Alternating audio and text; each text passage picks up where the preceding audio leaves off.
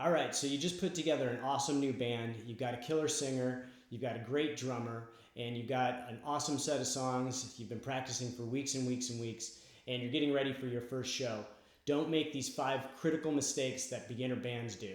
Number 1, break down your gear quickly. All right, so you just put in a really tight 30-minute set. You've just made a bunch of new fans. Everything went perfect. You're feeling good. Now's the time to get your equipment off the stage as quickly as possible and make room for the other bands. I can't tell you how many times I've played shows and I'm standing on the side of the stage watching as the drummer kind of meanders around the stage, shakes hands with people, everybody's congratulating one another. The guitar player slowly is winding up his cables. The drum set's still not taken down.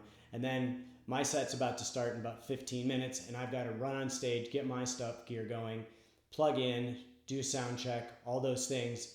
Otherwise, I'm losing my set time. So this is just like a courtesy thing. Get your stuff off the stage quickly and get out, and bands will be more likely to want to work with you in the future. Number 2, don't play too long. So you've been given a 30-minute slot and you've got 75 minutes of material. It's time to pick your best songs, play your best song first, go through in descending order, and maybe finish out with one of your better songs at the end.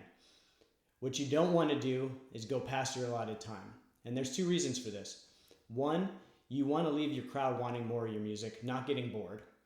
If you're a beginning band, you probably don't have a lot of material to begin with. So you want to play your tightest stuff. And if your set's 30 minutes, but you only play 25, but the audience sees 25 minutes of really tight music, they're going to want to come and see more.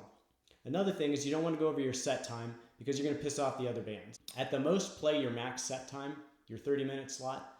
Break down your stuff quickly and get out and leave everybody happy. Number 3, tune your instruments. I know it seems crazy that I even have to say this, but the biggest thing you can do to sound good as a band is tune properly before your set. I can't tell you how many times I've seen bands spend 25 minutes to warm up and get ready for the show, only to hit that first chord and just be like, bang! Nothing sounds worse than an out-of-tune guitar or bass. So what I like to do is I like to tune my guitar when I first get on stage once I'm all set up, and then after the first song. We usually play, when we start our set, we usually play one song, and then afterwards we take a little break. Everyone makes sure they're in tune, and then we go on with the set. Again, the biggest thing you can do to sound good as a band is to be in tune. If you're enjoying this video, please remember to like and subscribe. I post new videos each week, or also consider giving a super thanks. They are very much appreciated. Now back to the video. Number 4, make sure to thank the headlining band. A lot of people don't know this, but most shows, the headlining band gets to decide who the opening act is, and if they don't pick the opening act, they can pick the ones they don't want to work with.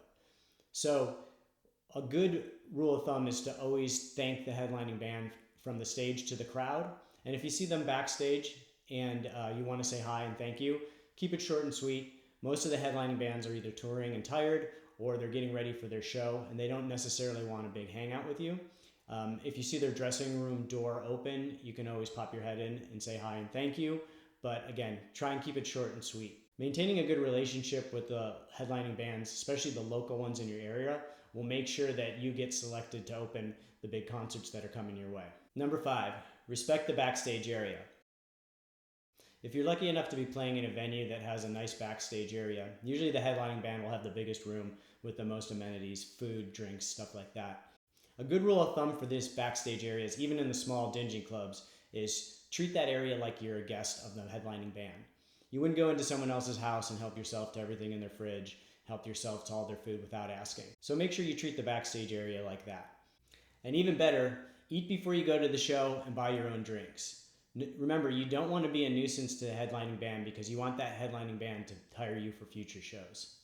And also, be careful who you invite to the backstage area. Don't bring that friend who's going to help himself to all their food and be a general pain in the backstage area. Leave him at home or make him pay for a ticket. So that's it. So for your next show, remember not to make these 5 mistakes. Clear your gear quickly, don't play too long, tune your guitars, thank the headliner, and respect the backstage area. Beyond that, have fun and a great show, and good luck with your band, and I'll see you guys next time.